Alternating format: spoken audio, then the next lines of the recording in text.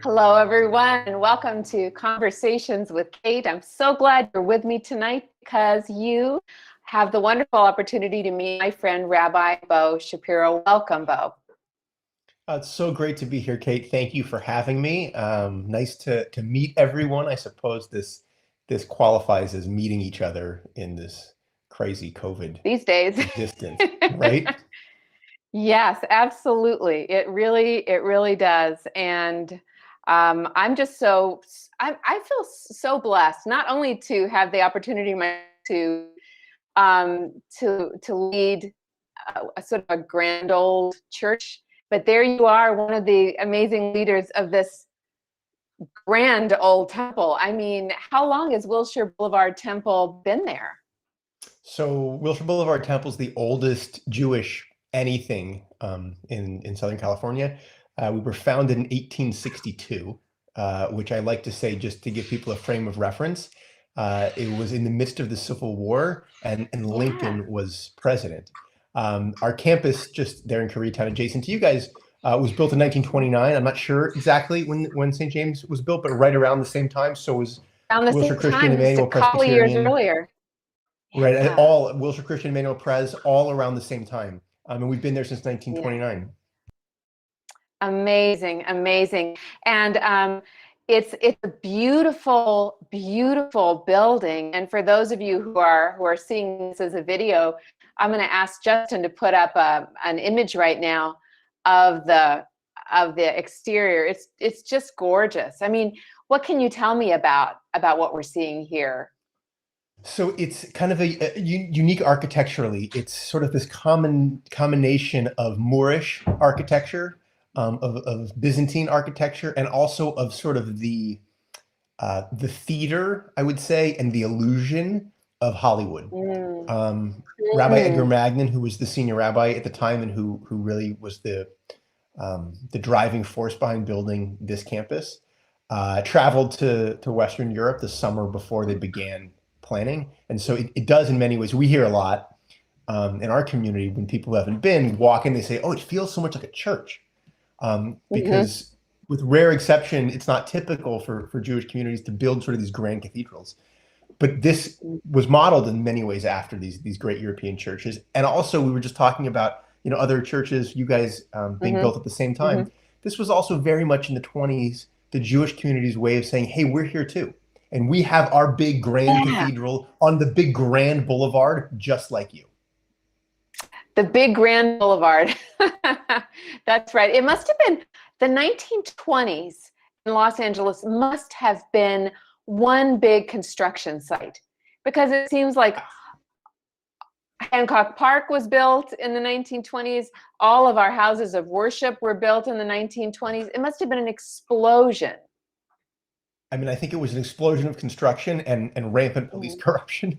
But Edgar Magnin, who I just mentioned, was asked at some point, I think in the 70s, why he didn't build the temple further west.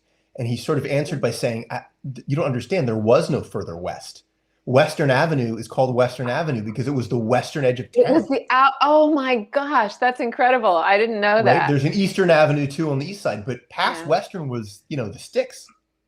Yes, yes. We're going to double back in a little while to talk more about the building. I just wanted to show that photo now, just so that if there's anybody who doesn't know what is Wilshire Boulevard Temple, it's that gorgeous building that you see when you go down Wilshire Boulevard. But before we get to talk about all that, I want to ask a few questions about you. I always ask my guests, are you a native Angelino? And if not, where are you from? I guess technically I'm a native Angelino. I was born here. We lived in the South Bay in Manhattan Beach till I was about 10, and then moved to the Jewish metropolis of Santa Barbara, where I grew up, I suppose, and went to junior high and high school. And then I moved back here, did my undergraduate work at USC, studied Jewish studies, and also went to film school, which is a whole story for another day.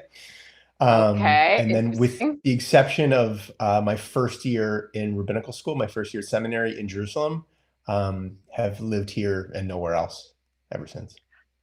Fascinating. No, I am not a native Angelino. I've only been here a couple of years. So when you say Jewish metropolis of Santa Barbara, is that No, I'm being sarcastic. I'm being sarcastic. And those who know, I mentioned Manhattan Beach also in the South Bay, which is also not known for being a huge Jewish community. It certainly was not.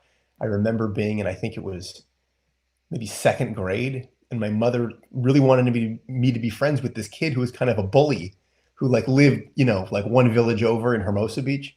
Because he was Jewish and I should have a Jewish friend, Oh, my goodness. And Santa Barbara was also, I was in high school with, I don't know, a handful of Jewish kids, and had to explain, what every holiday was when I had to miss school or whatever. And I remember hearing these stories about how, back then it was just, I think, Beverly Hills School District. Now it's all of LAUSD that's closed on major Jewish holidays. Not so much because of the students, but the faculty. And so, no, that was sarcastic. Well, okay. So I'm sorry I missed the joke, but now I get it. It's fascinating to me that you are a rabbi, but you didn't grow up in an intensely Jewish setting where your world was steeped with all of the. Well, I mean, I don't know what it was like in your home, but your community anyway wasn't steeped in the tradition.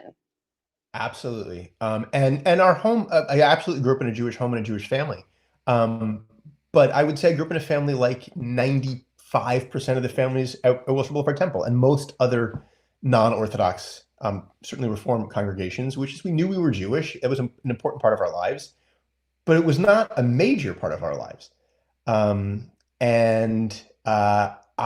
decided that the world didn't need another entertainment attorney or entertainment agent. Kind of toward the end of my junior year in college. I had gotten more involved Jewishly in the Jewish community. I worked actually at Wilshire Boulevard Temple as a music specialist, music teacher at Jewish summer camps, and had sort of become aware that this was actually a vocation and something that was a viable career path. And I came home and told my parents that I wanted to go to rabbinical school. And I think they looked at each other and thought, where did we go wrong? They're now blissfully happy and very proud of me. Yeah, of course. But they didn't see it coming.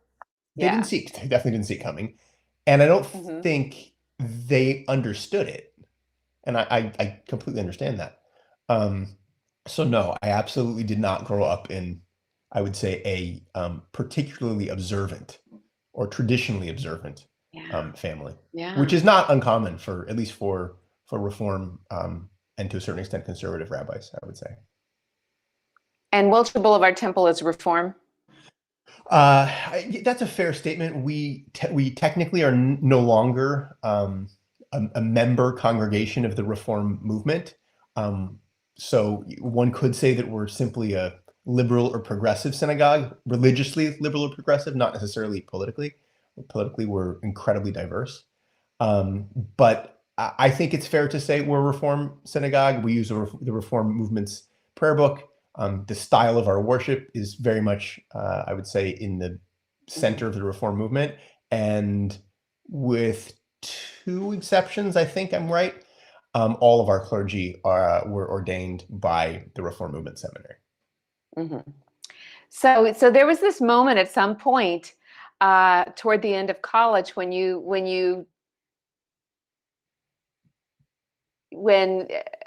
realized, hey, that could be an actual job. That could be the way that I contribute to the world, right? And then you did a year of seminary study in Jerusalem. What was that like? Now there you're steeped in everything, right?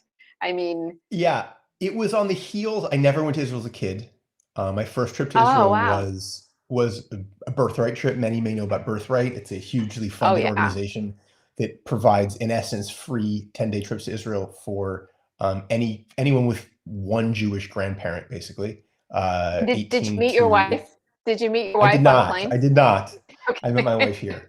My first year in Israel in seminary was on the heels of 2 relatively short trips and a summer living there. So I sort of knew the lay of the land by the time I moved there for a year.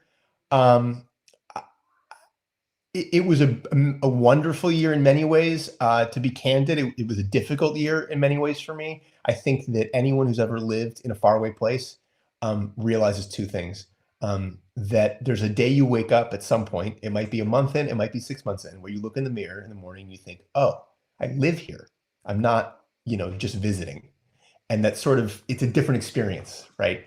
And I also think that depending on where you are, you come to appreciate many of the things about life in the States that you take for granted. There's a lot of things about life in Israel that are amazing. There's a lot of, quite frankly, sort of mundane and pedestrian things about life in Israel that are difficult and over time, at least for me personally, sort of wore on me. Most of them have probably gotten better now. Like what? Give us an example. Like this is the stupidest example I can think of, but I think it's a good one. I walk into the grocery store the first or second week that I'm living there, and I see a bottle of French's yellow mustard. So I buy it. I lived there for 13 months. I never saw French's yellow mustard again at the grocery store. Again, a totally, in a way, good thing you insignificant bought thing. It's these little, right. For me, it was these little things that I never thought about sort of the ease of life here. And granted, there are a lot of people actually who make Aliyah, which is how we describe someone, a Jewish person who moves to Israel and emigrates there. And part of that tension or challenge or struggle even is what's appealing to them. That there's meaning in that, which I definitely can understand. I think it wore on me after a while. Yeah.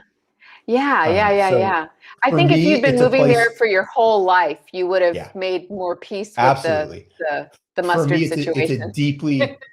It's a deeply meaningful place. For religious reasons, it's a deeply meaningful place because I got a lot of favorite restaurants and shops and neighborhoods. And I love spending time there. But I don't know that I could see myself, moving there permanently. But it was an amazing experience. And I think that one of the reasons that's a part of there's 2 reasons really, I think that that spending a year in Israel is part of every denomination's seminary program, is one to help create a fluency with the Hebrew language, and 2 is, I think, if nothing else, for Israel to forever be a place not just that you visited, but that you've lived, and that you have a relationship, as I just made very clear, always a complex one, because it's a complex place. With it, and that it changes it, and it changes it if you're leading a tour. It changes it if you're teaching about it or talking about it, and I think that's the point. It takes it out of the realm of fantasy, doesn't it? And makes it a real living, breathing Yeah, place. absolutely. And just coming to understand the nuance and complexity, which look, you can do that on a 10-day trip. They try to teach you that on a Birthright trip, right? But Tom Friedman, the New York Times columnist, wrote a book close to 30 years ago now, I think, called From Beirut to Jerusalem. And he's got a line in there that he says, anyone who thinks the shortest distance between 2 points is a straight line doesn't understand the Middle East. And it's very true about Israel, right? That's the whole thing. It's hard and it's beautiful and it's complicated. So,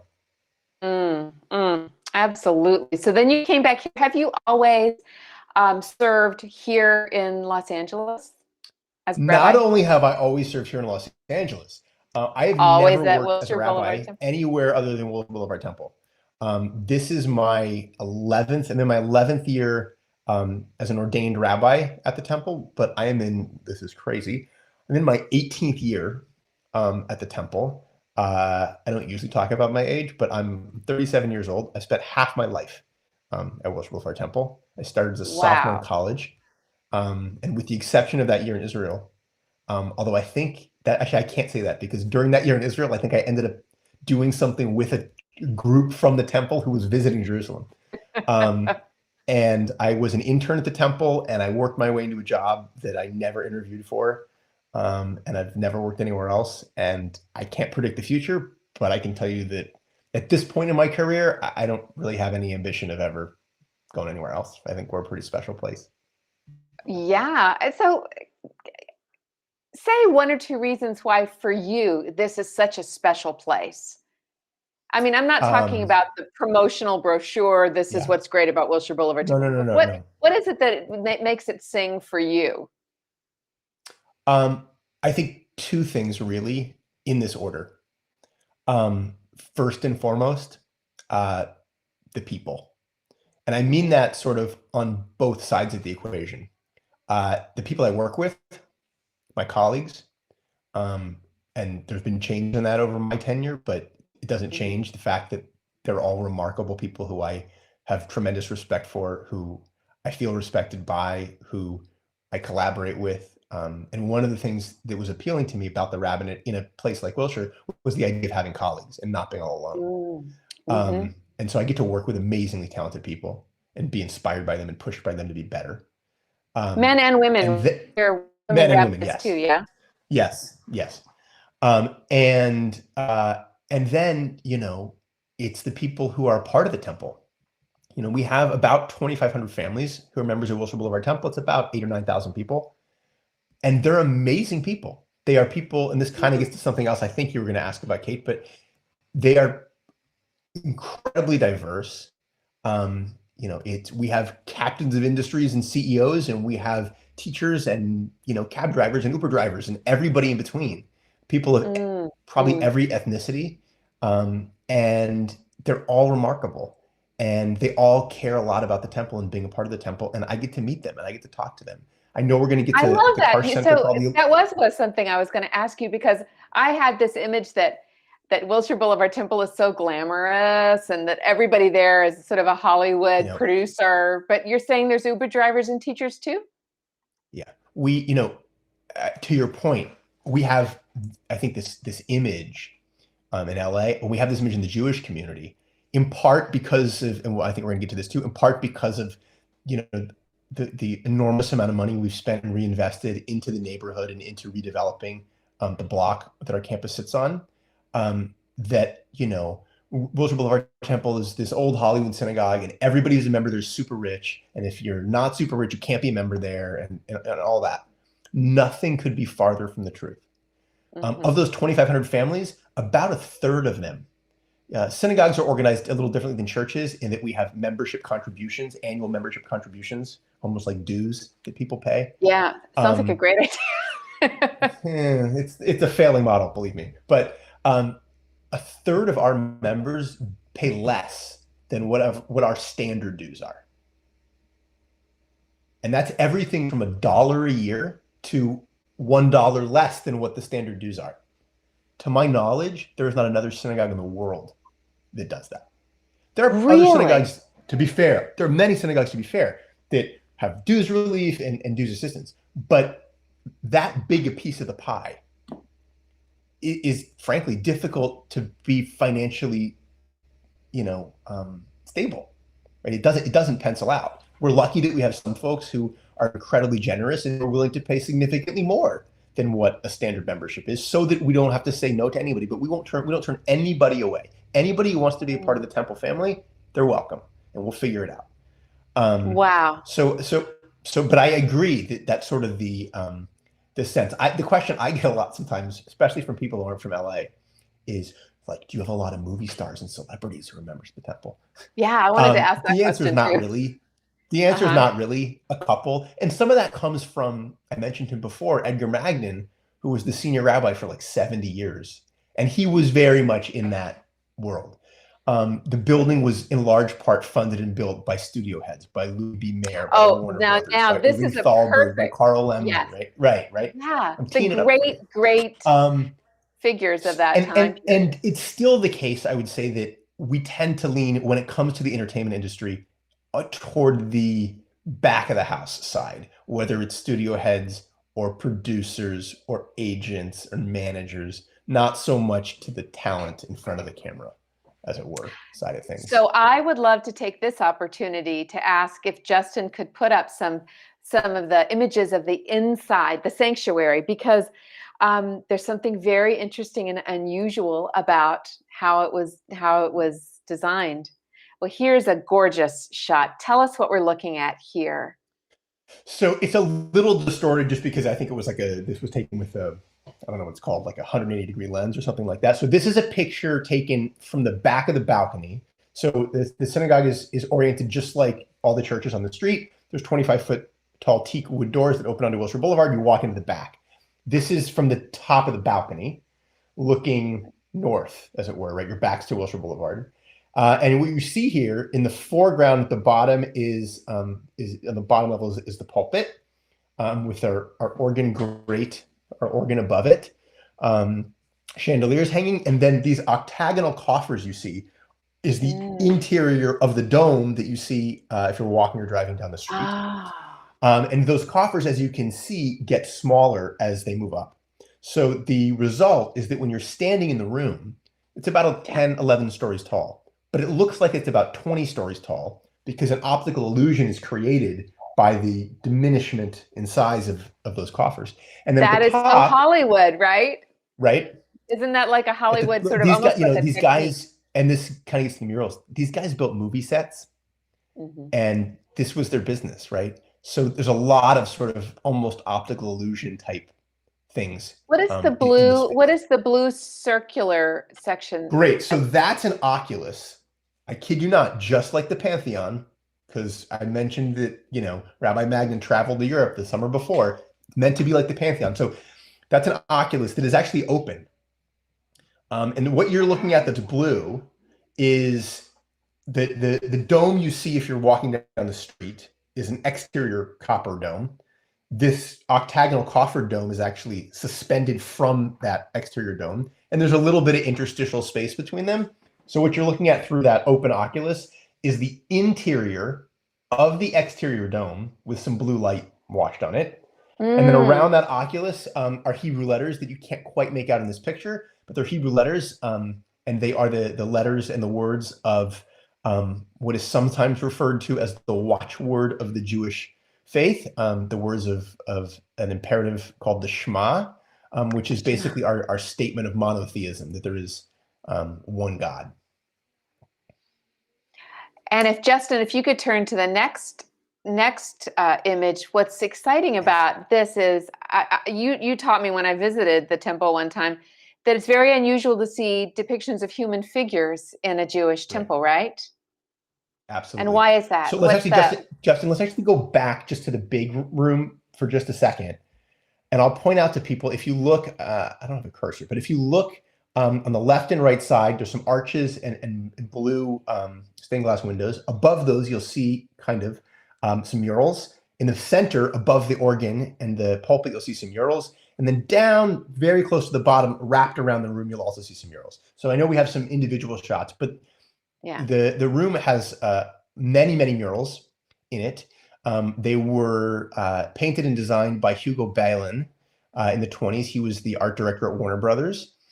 He also did the murals for those who've been in the Griffith Observatory and what's now the old LA Times building downtown that I think they either just did or are about to demolish, unfortunately. And they tell basically the story of Jewish history. So it's meant to be sort of this visual depiction around the room of seminal events in Jewish history. So now we can we can look at a few of them. Yeah, we can go through. But yeah, Kate, as you said, it's incredibly unusual to find any human iconography in Jewish prayer space. It is something that for many who come to visit, many Jews who come to visit, is incredibly jarring when they see for the first time. And the reason that you almost never see it is because it's considered and was considered to be a violation of the second commandment, right, against idolatry and graven images. And I think there's sort of two ways to think about it. On the one hand, I think some might say, well, these kind of bourgeois, uppity, assimilating, Jews in the 20s kind of just thumbed their nose at the second commandment, if they even knew what it was to begin with, right? Here's Moses. This is Moses receiving the 10 commandments, right? Mount Sinai, right? That I think it's more, look, these guys made movies, right? We just talked about all the studio heads that were a part of this. I think in today's terms, I think they realized that some of us are visual learners, right? And that the text, much less the Hebrew text, might not be a connecting point for everyone, and that imagery might be. I've yet in my time to see anybody, huddled in the corner worshiping the mural. Just my own experience. But they are very filmic, aren't they? I mean, yeah, they have definitely. They have that sort of elegant Hollywood style to them, like an epic, like absolutely. A biblical epic. Yeah, absolutely. No, but it's so beautiful, and they go all the way around the room, don't they? They go all the way around. We actually have as a part of the redevelopment and the restoration of the murals, we had a curriculum developed that actually uses the murals to teach some of these stories in Jewish history and kind of the broader stories too. But it's beautiful. Yeah, and when I visited, I got to take with me just a beautiful booklet about them. It's so great. We're very proud of our stained glass windows, in the same sort of a way that it's we didn't have the stained glass windows in the 20s. I think they were sort of created over time, section by section, but it's that same kind of thing, and we don't worship them either. So there's one more architectural thing that I'm dying to talk to you about, and that is anybody who's been going up and down Wilshire Boulevard since about 2018, right? I think that's when the construction began. What is it now? Yeah, I think that's right. I think it was. Yeah, they would see all this 2018. This gorgeous thing. Tell us about it. What are we looking at? So we're looking at a building called the Audrey Ermis Pavilion. That finally we've had these renderings for a couple of years. People might have seen them in the LA Times and the Wall Street Journal. There's now a building there for those who've been by that actually resembles this rendering, which for those of us who've been at this a while is incredibly exciting. And we are more or less on schedule to open as planned in the first quarter of this year, although the primary focus of this building is banquet and event space, which, we're not going to be having as soon as we would like, but we will at some point. And so the short version of it is two things, and I'm not sure about St. James, and maybe they just didn't have like big parties in the 20s, but we're just speaking about the sanctuary. They built a sanctuary that holds 1,800 people in 1929, and the biggest room they built that you could have like a party or lunch, a dinner, whatever in, seats about 180. Oh my goodness. So that's right? Impossible, right? Yeah. Right. So I don't know, but so on the one hand, we sort of felt like that was something we wanted to address, right? To be able to have a good space. So the ground floor of this building is a spectacular grand ballroom that, unlike I think most, big hotel ballrooms in town, actually has windows, so you'll have a sense of place and know where you are and know that you're in LA, as opposed to, in a ballroom at some hotel where you could be anywhere in the country. Right. The second floor, then on the subsequent floors, there's meeting space, conference space, and then a rooftop, beautiful, spectacular rooftop garden and amphitheater. And the thinking here was kind of twofold. Obviously, yes, some of this was to serve utilities that we have as a community internally. Yeah. But also about, what does the city need and what's good for the city. And one was that, think about it. Koreatown's a really dense neighborhood. There's not a ballroom between downtown and Beverly Hills. I guess you could have a party at the Wilshire Ebell, but that's about it, right? Yeah. And so yeah, you certainly could, but yeah. Right. We felt like, okay, there's a need for this. And two, LA is finally, I think, coming around in the last decade or so, and even more in the last 5 years, with trying to kind of step up its architecture and have significant buildings. I think Disney Concert Hall was really the first big step. And now there's the Beau Museum downtown, and LACMA's got their big project. And that was a piece of this too. We had an architectural selection competition. The architect is a guy named Rem Koolhaas from the Netherlands, incredibly famous architect for those who know about architecture. His most significant building on the West Coast is the Seattle Public Library, for anyone who's been there, which is a beautiful building. And this was a big deal. And also the sense that we had, which was, why shouldn't a house of worship also get to have an architecturally significant building? In 1929, they thought really big when building the sanctuary, which has a certain audacity in its architecture. And the sense here was to build something not that kind of was just benign in keeping with the style of the block, but that was also bold, sort of the pyramid next to the Louvre kind of thing. Yes. Right? Yeah. And so I just want to ask why. Yes. Speaking of the pyramid next to the Louvre, right? Yes. Why is it slanted like this? Yes. Is there a particular design reason? It's slanting away from the sanctuary in deference. Oh, seriously? And it actually also slants. So that's east. It also slants south over Wilshire Boulevard a bit as well. So the whole thing is sort of askew. And just the last piece I'll mention about it, as I said, this is, it's for us, but also for the community. One of the things we're incredibly excited about, the Wallace Annenberg Foundation came to us, I don't know, a year or two ago. And one of the things that Ms. Annenberg is really passionate about these days is wait, this is about aging. Correct, exactly. Right? Yes. About creating meaningful programming and opportunities for older folks and for those who are aging, and programming that is really dedicated to them. And so their foundation and their institute is going to be, in essence, running programming on I forget if it's the third or fourth floor, pretty much full time for folks in the neighborhood, for folks in LA, for folks. Now, are people up there going to have to stand like this?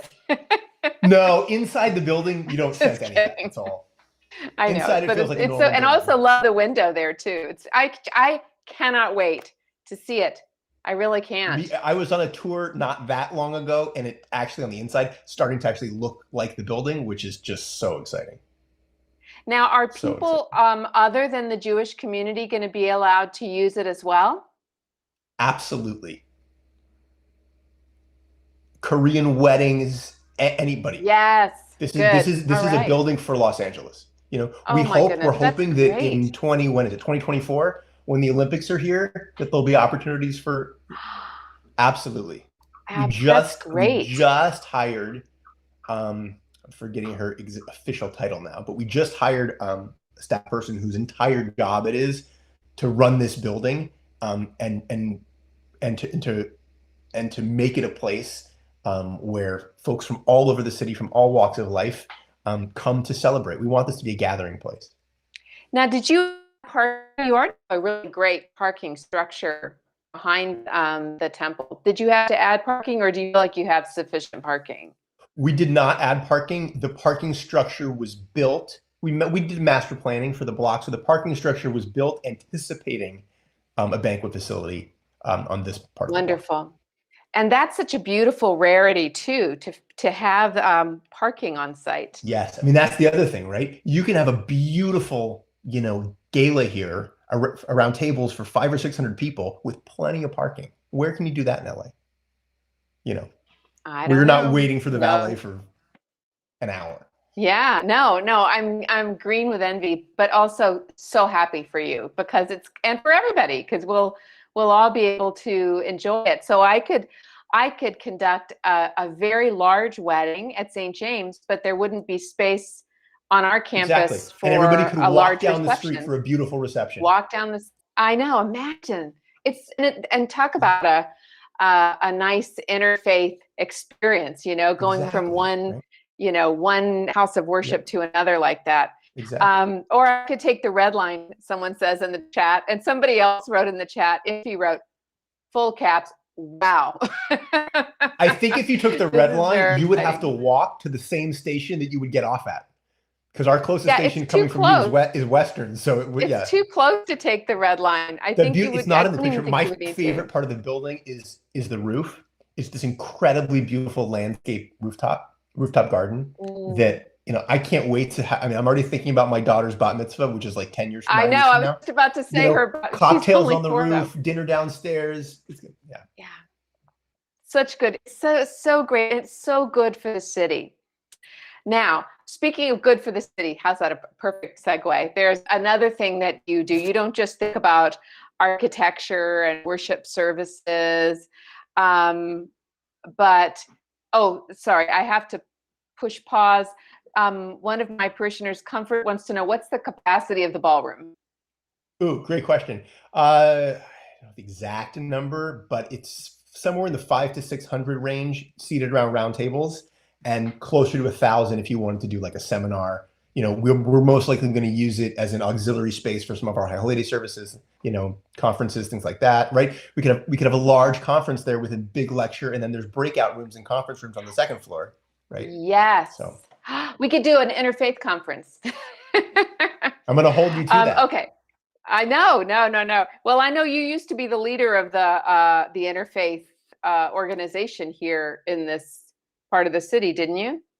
I was for a short time involved in and was the president of the we changed the name a few times, but the Wilshire Center Interfaith Council, which for I think unfortunate reasons, which maybe we should try to resurrect, sort of fell away as I think slightly more citywide and regional efforts kind of picked up. Sometimes it's good to have a more local effort though, because you can actually get projects done. Absolutely. But anyway, speaking of what's good for people in the neighborhood, you also are responsible for the Karsh Center, which is also part of the Wilshire Boulevard Temple complex. Tell us a little bit about the Karsh Center. I know that there's a food pantry and some medical support. So the short version, I talked a minute ago about how, we underwent a master planning process. We've been redeveloping this block and really thinking hard about it for well over a decade. And frankly, spending a lot of money to do it, between the sanctuary restoration, the building you just saw, the parking structure, renovating school buildings. But from the very beginning, it was incredibly important to us that what we were doing resulted in us being a part of the community, not apart from it, right? To really try to weave ourselves into the neighborhood and to also invest, not just financially, but in very real, tangible ways into this incredibly diverse, you guys know just as well, right? Most diverse neighborhood in America outside of Brooklyn. Yes. Right. Just like you guys. Wait, are you just declaring that, or is that a fact? That is a fact. 44 languages are spoken within 1 mile of us. Wow. It is the most council district 10 is the most diverse council district in America outside of Brooklyn. I love that. I'm sure somebody's going to fact check me, and maybe it's changed in this recent census, but it was the case when I started setting it. It'll show up in the chat So just like you guys, right? We've run a food pantry for now 32 years, right? With HopeNet, just like you guys. Yours is, I think, Thursday mornings, right? Still, or was, right? Yes. Yes. So we were always, just for what it's worth in terms of the history, we started at the same time with you guys, and we took Sundays because that was a day that, our Christian brothers and sisters in the neighborhood, it's a faith day, and it didn't work for them. And we thought, hey, we can take Sundays so people don't have to go hungry. So we were running that, just like you, just like many of our other HopeNet pantries in the neighborhood every Sunday. And as a part of this redevelopment, we thought we really want a better dedicated facility for that program. We want cold storage so we can give out fresh foods and all these things. And then we thought, for better or worse, these 250 families or so who we've trained to come here and see the temple as a place where they can have one of their needs, their hunger met. Surely they have other needs, and what could it look like if we were ambitious but not foolish and tried to address some of their other needs? And we started thinking about these models like PATH, People Assisting the Homeless, 2 or 3 decades ago, and Magnolia Community Initiative and Children's Bureau, these models of co-locating and ideally integrating multiple different social services and different providers in one place, sort of like a mall. PATH called theirs the mall, PATH Mall, because that's why people go shop at the mall, right? You can park your car one place and get 10 things done.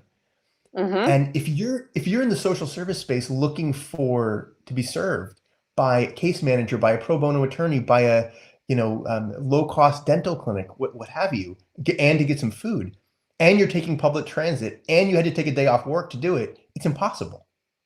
Yeah. So we started to figure out, who are the social service providers that are doing great work that we need in this neighborhood, and how can we make it easier for them to offer those services, and can we get them to do it here? And that has resulted now, we've been open about 4 years. Excuse me. We have 29, I believe it is at last count, collaborating organizations who, different days, different times, I'm speaking more in a non-COVID world, but I'll talk about COVID in a second, come into our space and provide services to clients, anyone who walks in the door. Everything from our food pantry, as well as we have a mobile food pantry program. We have a 3-operatory dental clinic. We have a vision clinic that does eye exams and glasses. We have a very wide-ranging pro bono legal service program. We have bankruptcy clinics. We have ESL and citizenship classes. We have mental health services. We have childcare referrals. We have literacy programs. We have healthy eating, parenting classes. We give out tons and tons of diapers. And the goal, right, is also to have a client come in and have 2 experiences. One, to see a warm face, because this entire enterprise, while we do have a dedicated staff and our collaborators all have staff, a big piece of this is to provide meaningful opportunities for folks to volunteer and to use their time and talent to make other people's lives better. Yes, from the temple community, but not only or exclusively from the temple community. We've had volunteers from St. James over the years. And that's kind of the gas that makes the thing go, is really the volunteer power. And so a client comes in the door and they have a volunteer who greets them, and again, pre-COVID, but comes out from behind the counter and sits with them and does an intake, has a conversation with them, and figures out. Oh, and a nurse. You have a nurse too, don't you? We have a nurse too on Sundays at our pantry, who comes and says, look, okay, you came in to, get your teeth cleaned. Oh, did you realize that you're having a tenants' rights issue and we have an attorney who can help you here? Or, you can get food while you're here too. Or did you know that, your sister-in-law who's studying for a citizenship exam could come have an ESL class on Wednesday nights? They could help with that, right? To try to link people to other services that they didn't even know they needed or that they could get. And, we see anybody that walks in the front door.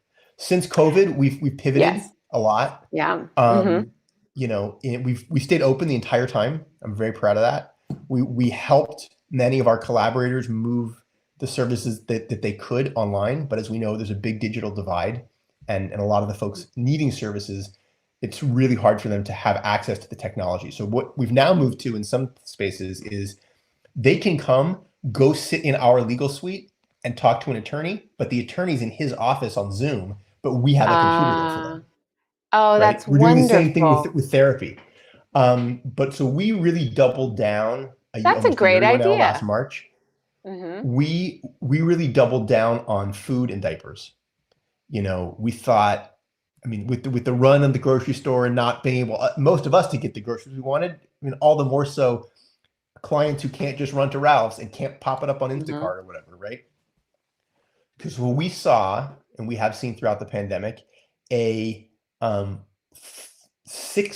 fourfold, 400% increase in the demand for food, and a 600% increase in the demand for diapers.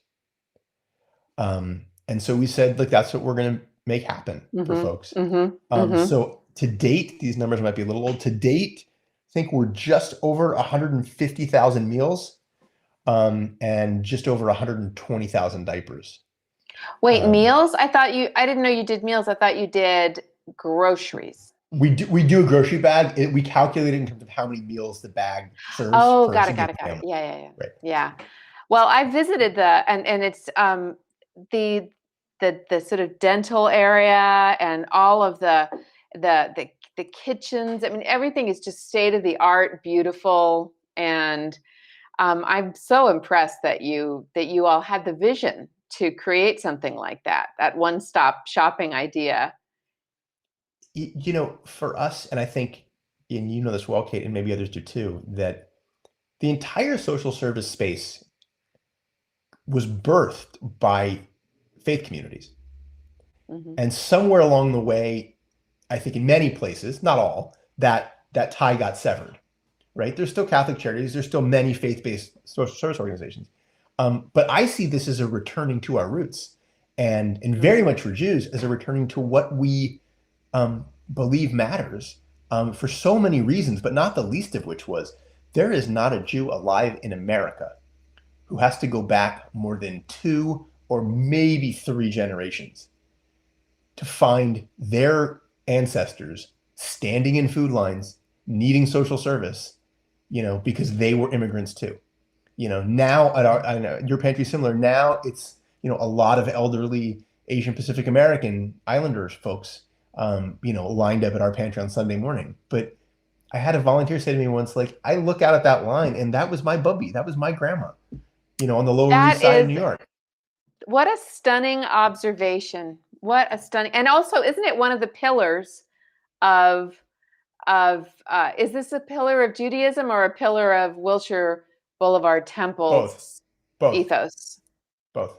It is deeply embedded in what it is to be a Jew and what it is, to be a good citizen, and for no ulterior motive, because that's not how we're wired. Because we believe it's what's right and it's what's just, and we see it as something that, frankly, we're obligated to do. That it's actually not volitional. That it's in our obligation to take care of folks who need it. Yeah. So, the homelessness crisis is a sort of a different slice of this. What are your thoughts on what we can be doing as faith communities there? I think it's a timely question, because I walk around the neighborhood and drive around the neighborhood like all of us.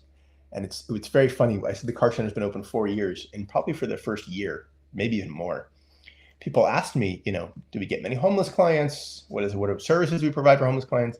And I basically could say to them with a straight face, despite the homeless crisis in Los Angeles, it wasn't a significant crisis in Koreatown.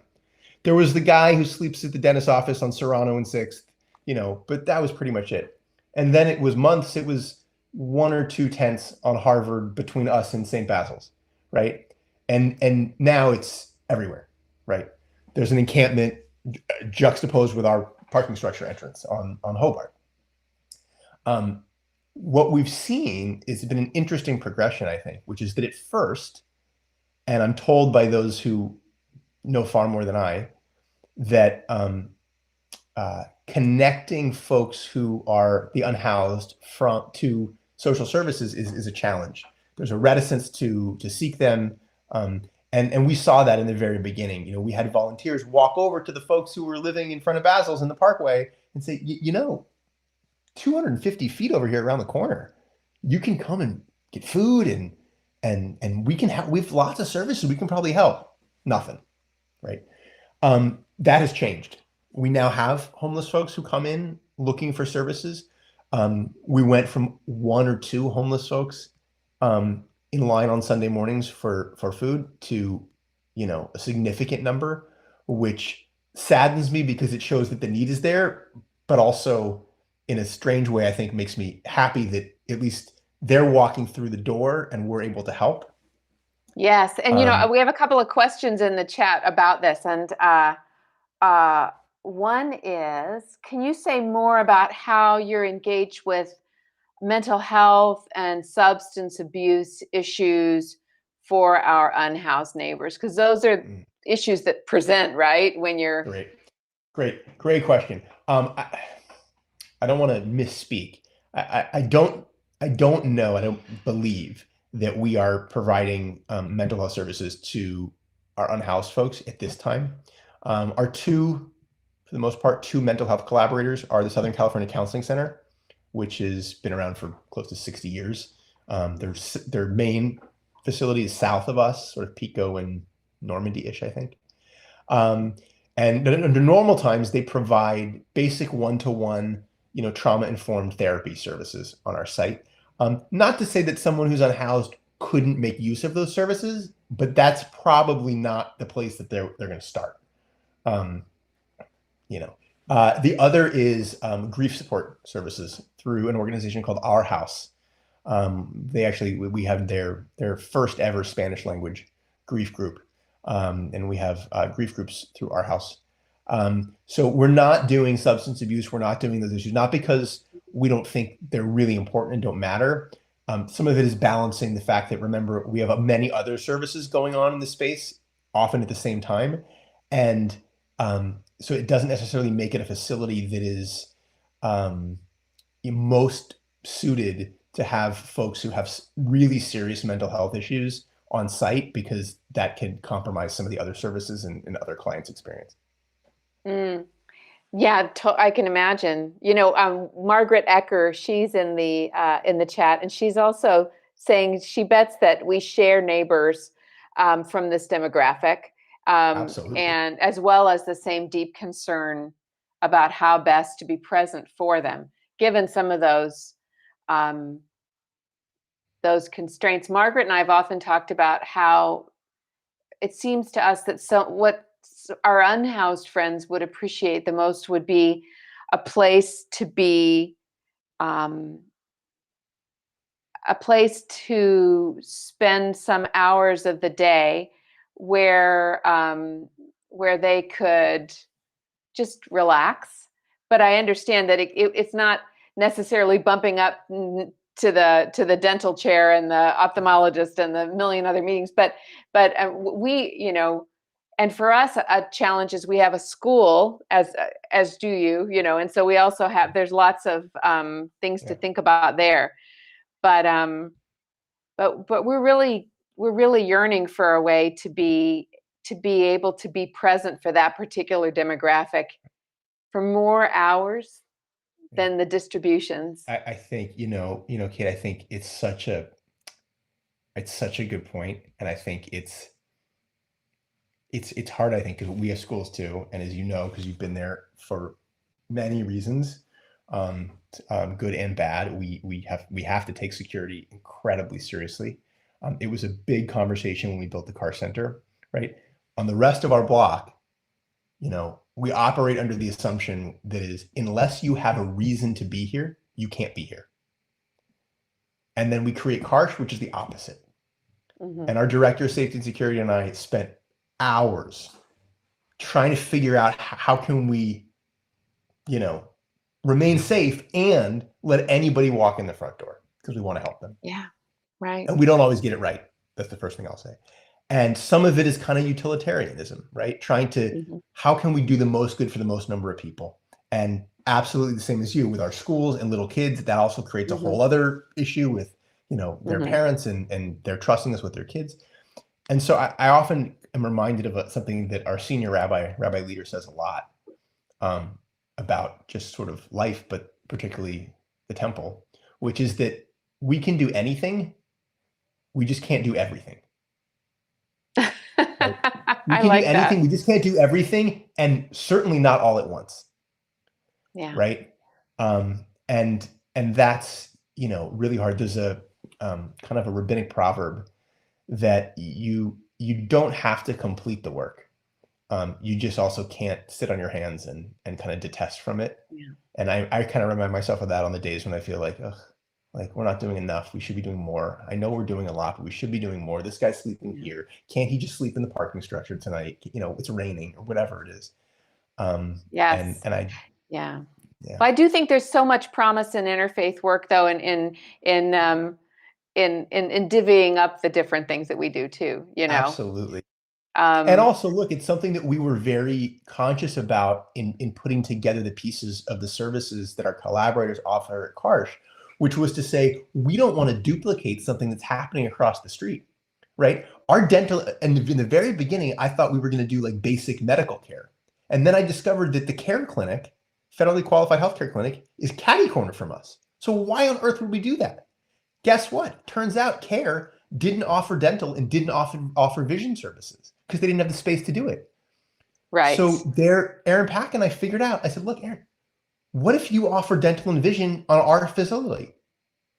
And we were able to complement, right? So I agree to your point with makes interfaith. so much we should sense. all be sort of figuring out what can we do so that we're not all doing the same thing and we can help as many people. And to that point, Margaret is saying in the chat, Rabbi Shapiro, while acknowledging that Saturday is a day of worship for you, please know that you would be warmly welcome to come by to witness our Saturday showers event at St. James. I would love to. 9 to 12 on Saturdays. We're very excited about it. It's I remember showers, us talking about it when you were just getting it going. It's showers, it's breakfast, it's clothing, and most of all, it's community. Even now with masks and social distancing, it's that. I think some people, Margaret tells the story that the showers are from 9 until 12, and some people come at 9 and say, oh, I'll take the last shower because then there's more time to hang out and eat bagels and just be someplace where you're feeling loved, right? Which is what everybody wants. It reminds me, because I neglected to mention this, as a part of our food pantry programs, not in the neighborhood, but we also run a food pantry in Santa Monica. Speaking of places where there's a big homeless issue, we run a food pantry, Karsh does, in Santa Monica with a collaborator called The People Concern, used to be called OPCC. And there it's, in essence, an exclusively homeless population we're serving of about 250 folks every Sunday. And they have a shower facility there, and that's one of the things folks come in for. And I was reminded of it because it's the same thing. They come in, they take a shower, they sit, they lounge, they wait for their lunch, they have their cup of coffee, they're sitting on the patio. It's like, a bunch of guys playing shuffleboard. It's fabulous. That's I mean, and it's interesting, isn't it, that the dream, I feel like a dream that I'm hearing from you when we were talking about the pavilion before was just that sense of community, what it feels like when community. And so this is another community that we're nurturing and it's just it's a community that's so beleaguered. Yeah. Look, in so many ways. To that point of community, one of the things for me that this whole pandemic has, I don't know if it's taught me or just reminded me, which is that how really connected we all are. And how much, whether we like it or not, we do need each other, and we need each other to wear masks, and we need each other to get vaccinated, and we need each other to social distance, because no one of us, and frankly, no one community is going to pull us out of this, situation in which we find ourselves. So we do have a basic responsibility to one another. And I think we feel it in our individual houses of worship, you know, this sense of community. It's so like we were talking before the hour started about, you know, seeing people on Zoom and how precious they seem now, you know. And then across religious traditions, across those 44 languages, and I mean, aren't we incredibly lucky to be in this place of all the places Absolutely. in the world that we could be? Absolutely. And Yeah, I frankly, mean, in this we're neighborhood, at the, that's what I and in mean. this Yeah, this neighborhood, neighbor. you Yes. know, because we didn't build, we have another campus in West LA, soon to be 2 more campuses in West LA. We're in the process of a merger with another synagogue on the West Side. But we couldn't have built the Karsh Center on the West Side where our campus is because the clients wouldn't be, it wouldn't have had as much impact, right? So part of being in this amazing neighborhood is the opportunity to really, you know, make a difference. That's so true. And look at you making a difference, the way that you've devoted your whole life to that block. You guys too. It's not Yeah. when we're all doing amazing things. Yeah. And you were good enough to be a guest on my kind of podcast show earlier in the beginning of all this. And right, it seems like years ago. And then you preached for our school children at All School Chapel that was Yom Kippur, wasn't it? Or I don't Rosh know, it feels like it Hashanah. was about a decade ago. But yes, I think it was Yom Kippur. I think it was I think it was too. Yeah. Yeah. So more good things to come. But for tonight, I just want to say thank you for being with us and taking the time away from your adorable 4-year-old in the next room. 4.5-year-old and 7-month-old. And 7-month-old in the next room. And thank you for all that you do. And everyone, good night and blessings and stay safe. Good night, everybody.